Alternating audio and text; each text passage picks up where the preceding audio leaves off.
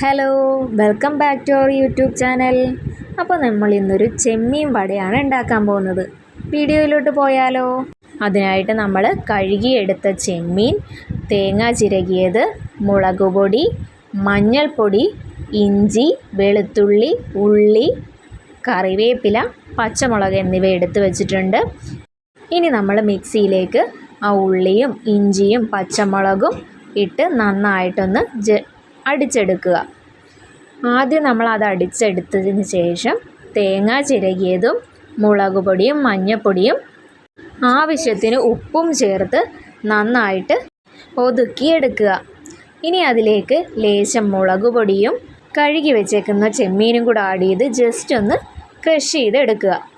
ഇനി അത് നമ്മളൊരു പാത്രത്തിലേക്കിട്ട് നന്നായിട്ട് കുഴച്ച് ബോൾ പോലെ ആക്കി നമ്മൾ കയ്യിൽ വെച്ച് നന്നായിട്ട് പ്രസ് ചെയ്ത് നമ്മളൊരു കട്ട്ലൈറ്റിൻ്റെ രൂപത്തിലാക്കി നമ്മൾ എണ്ണയിലോട്ട് ഇട്ട് കൊടുക്കണം.